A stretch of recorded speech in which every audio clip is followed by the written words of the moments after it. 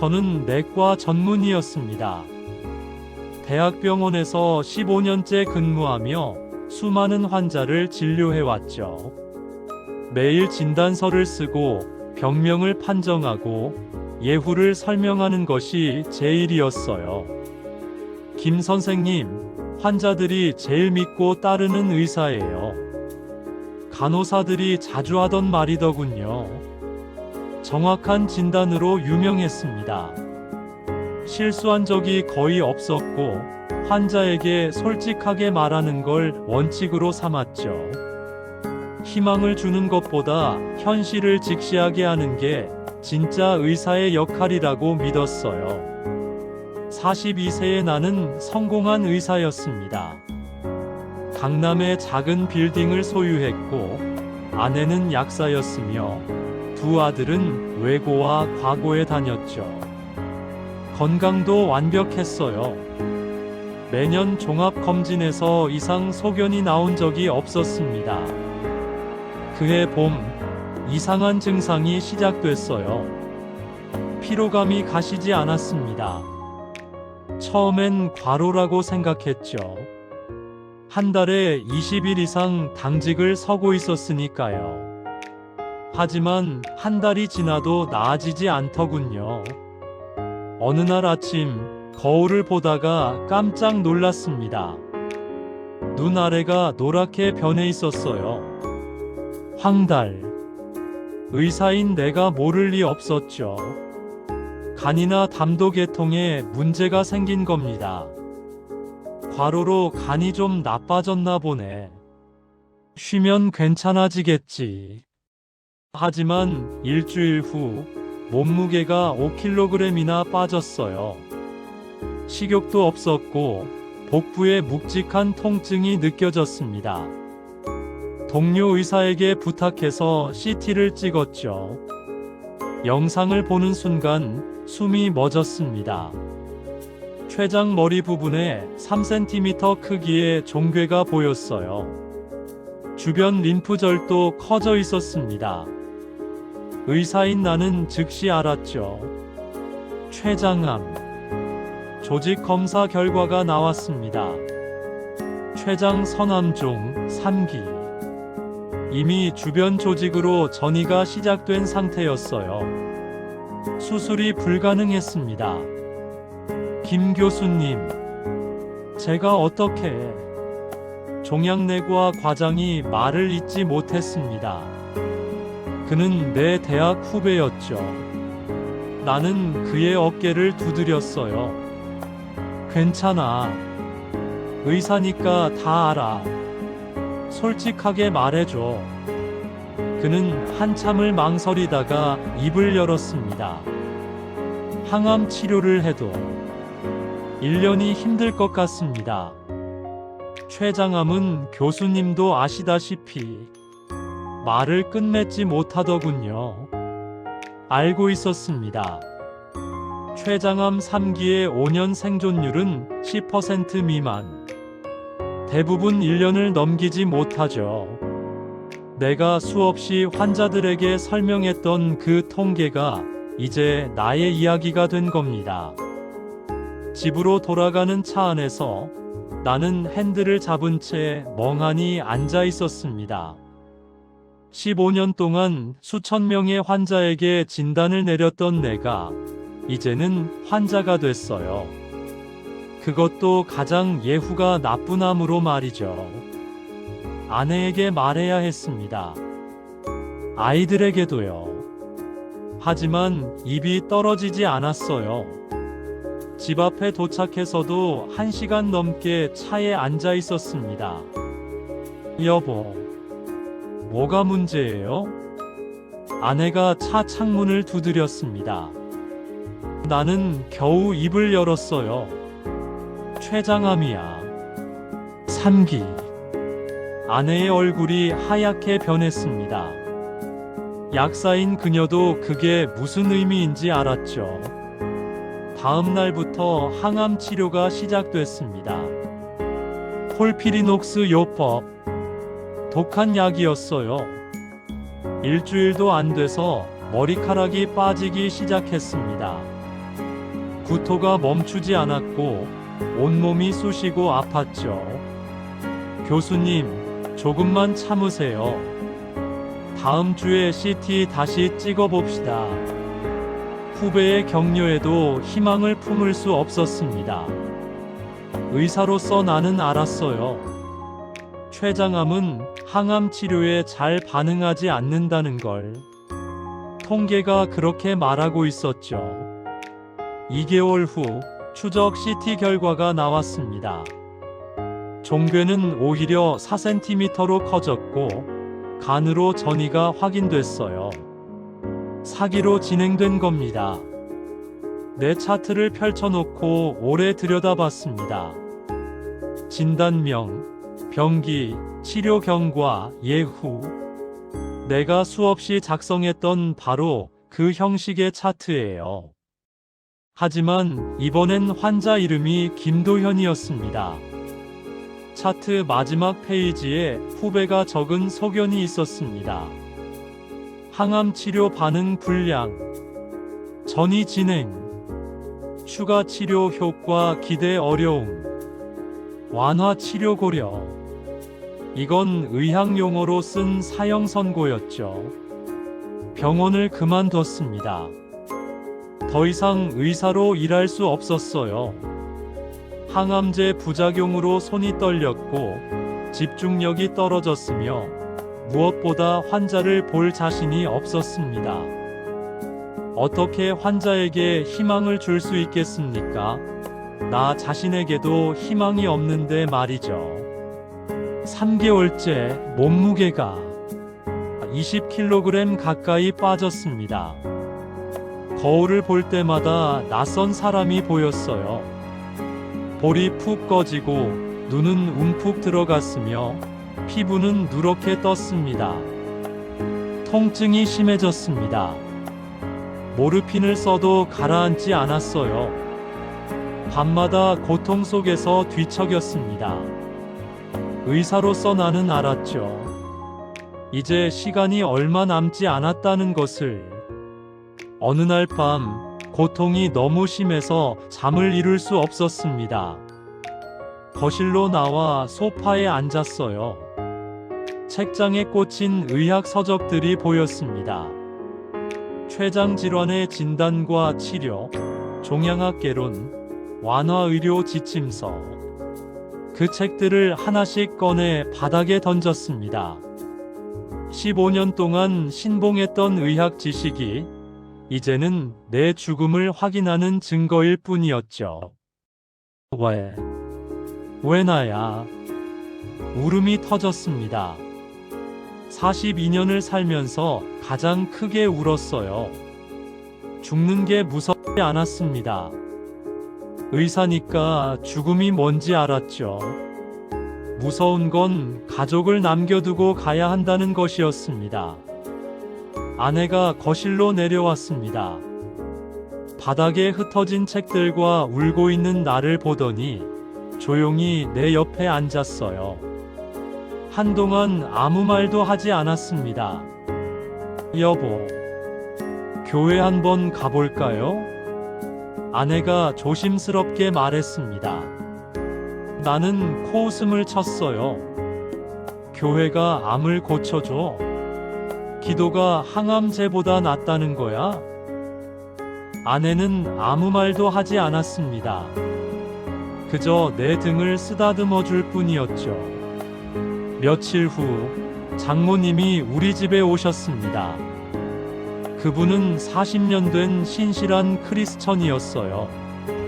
내 얼굴을 보시더니 눈물을 흘리셨습니다. 도연아, 장모가 해줄 수 있는 건 기도밖에 없구나. 내가 매일 새벽 기도 나가서 너 위해 기도할게. 장모님의 선의를 거절할 수 없었습니다. 하지만 속으로는 생각했죠. 기도요? 그게 무슨 소용이 있나? 의학적으로 불가능한 걸. 4개월째 후배에게서 연락이 왔습니다. 교수님, 이제 호스피스 병동으로 옮기시는 게 어떨까요? 통증 관리를 전문적으로. 전화를 끊어버렸어요. 호스피스. 그건 마지막 단계를 의미했습니다. 그날 밤 아내가 다시 말했습니다. 여보, 제발 한 번만 교회 가봐요. 엄마가 다니시는 교회에 가보자고요. 화를 냈어요. 내가 지금 교회 갈 처지야? 일어서지도 못하는데. 아내가 울면서 말했습니다. 당신이 의사라는 거 알아요. 의학적으로 불가능하다는 것도 알아요. 하지만 난 당신을 잃고 싶지 않아요. 제발, 한 번만. 그녀의 눈물을 견딜 수 없었습니다. 다음 주 일요일, 아내와 장모님의 부축을 받으며 교회에 갔어요. 휠체어를 타고 예배당에 들어갔습니다. 교회는 작았습니다. 100명 정도가 앉을 수 있는 규모예요. 찬양이 시작됐지만 듣지 않았습니다. 머릿속엔 온통 내 병리학적 소견만 가득했죠. 서남종, 다발성전이, 불량한 예후. 설교가 시작됐습니다. 목사님은 60대 중반쯤 되어 보였어요. 오늘은 요한복음 11장 말씀을 나누겠습니다. 나사로의 부활에 관한 이야기입니다. 나사로. 죽은 지 나흘이나 된 사람을 살렸다는 그 이야기죠. 속으로 비웃었습니다. 의학적으로 불가능해. 뇌가 산소 공급이 끊긴 지 4분만 지나도 뇌사 상태가 되는데 4일이라니. 목사님이 말씀을 이어갔습니다. 예수님께서 무덤 앞에 서서 말씀하셨습니다. 나는 부활이요 생명이니 나를 믿는 자는 죽어도 살겠고 무릇 살아서 나를 믿는 자는 영원히 죽지 아니하리라. 그 말을 듣는 순간 이상한 감정이 밀려왔습니다. 가슴이 뜨거워졌어요. 왜 그런지 몰랐습니다. 의학적으로 설명할 수 없는 반응이었죠. 여러분, 의사들은 때때로 환자에게 마침표를 찍습니다. 더 이상 방법이 없습니다. 준비하십시오.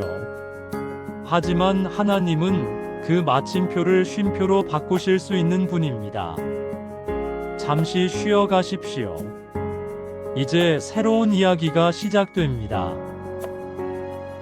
마침표와 쉼표. 그 말이 내 가슴에 박혔습니다. 환자들에게 수없이 마침표를 찍어왔죠. 치료가 불가능합니다. 시간이 얼마 남지 않았습니다. 그게 의사로서의 정직함이라고 믿었어요. 그런데 지금 내 자신의 진단서에도 마침표가 찍혀 있었습니다. 후배가 쓴 그 소견서. 추가 치료 효과 기대 어려움. 그건 의학의 언어로 쓴 마침표였죠. 예배가 끝나고 목사님이 내게 다가왔습니다. 처음 오셨죠? 주님의 평안이. 그분은 말을 멈추고 내 얼굴을 자세히 봤어요. 의사 특유의 눈빛이었습니다. 혹시 많이 편찮으십니까? 고개를 끄덕였습니다. 췌장암 말기입니다. 의사인 저도 이젠 방법이 없다는 걸 압니다. 목사님은 내 손을 꽉 잡았습니다. 기도해도 될까요? 거절할 수 없었어요. 목사님은 그 자리에서 기도를 시작했습니다. 하나님 아버지, 이 형제에게 의학이 마침표를 찍었지만 당신은 쉼표를 찍으실 줄 믿습니다. 세포 하나하나를 지으신 창조주 하나님, 그 세포가 다시 회복되는 기적을 행하소서. 기도를 듣는 동안 울었습니다. 의사로서 15년을 살면서 단 한 번도 기도해 본 적 없는 내가 누군가의 기도를 들으며 울고 있었어요. 집으로 돌아오는 차 안에서 아내가 물었습니다. 어땠어요? 한참을 말없이 있다가 대답했어요. 모르겠어. 그런데 뭔가 다른 느낌이야. 그날 밤 침대에 누워 천장을 바라봤습니다. 목사님의 기도가 계속 귓가에 맴돌았어요. 마침표를 쉼표로 조용히 입을 열었습니다. 하나님, 쟤는 기도하는 법도 모릅니다. 하지만 만약 정말 계시다면 제게 쉼표를 찍어주세요. 마침표가 아니라 쉼표를. 그것이 내 생애 첫 기도였습니다. 서툴고 어색했지만 진심이었어요. 다음 주부터 매주 교회에 나갔습니다. 여전히 휠체어를 타고 여전히 고통스러웠지만 뭔가가 달라지고 있었어요. 설명할 수 없는 평안이 찾아왔습니다. 3주째 되던 날 목사님이 세례에 대해 말씀하셨습니다. 물에 잠기는 것은 옛사람이 죽는 것이고 물에서 나오는 것은 새 사람으로 태어나는 것입니다. 세례를 받기로 했습니다. 의사로서는 비논리적인 결정이었죠. 하지만 환자로서, 죽어가는 한 인간으로서 새로 태어나고 싶었어요. 세례를 받았습니다. 그날 이상한 일이 일어났어요. 몇 달 동안 끊임없이 괴롭히던 통증이 줄어들었습니다. 처음엔 착각인 줄 알았죠. 하지만 그날 밤 모르핀 없이 잠들 수 있었습니다. 일주일 후 식욕이 돌아왔습니다. 한 달 만에 처음으로 밥 한 공기를 다 먹었어요. 아내가 울면서 말했습니다. 여보, 뭔가 달라지고 있어요. 믿을 수 없었습니다. 의사로서 나는 알았죠. 말기 암 환자가 이렇게 호전되는 건 의학적으로 설명할 수 없다는 것을. 하지만 변화는 계속됐어요. 2주 후 휠체어 없이 걸을 수 있게 됐습니다. 힘이 돌아왔어요. 체중이 3kg 늘었습니다. 후배에게 전화했죠. CT 한번 찍어볼 수 있을까? 후배는 의아해하면서도 검사를 진행했습니다. 3일 후 결과가 나왔어요. 후배는 영상을 보며 말을 잃었습니다. 한참을 멍하니 화면을 보다가 나를 쳐다봤죠. 교수님, 이게 어떻게? 췌장의 종괴가 반으로 줄어들어 있었습니다. 간전이 병소도 거의 사라졌어요. 후배는 당황한 표정으로 말했습니다. 이건 의학적으로 설명이 안 됩니다. 항암 치료도 안 하셨는데 나도 설명할 수 없었습니다. 아니, 의학으로는 설명할 수 없었죠. 하지만 알았어요. 이것은 하나님께서 내 진단서의 마침표를 쉼표로 바꾸신 것이라는 걸. 2개월 후 추적 CT를 다시 찍었습니다. 종괴는 1cm 이하로 줄었고 전이 병소는 완전히 사라졌어요. 종양 표지자 수치도 정상 범위로 떨어졌습니다. 후배는 영상의학과 교수, 병리과 교수들과 함께 내 케이스를 검토했습니다. 그들의 결론은 간단했어요. 자연관해.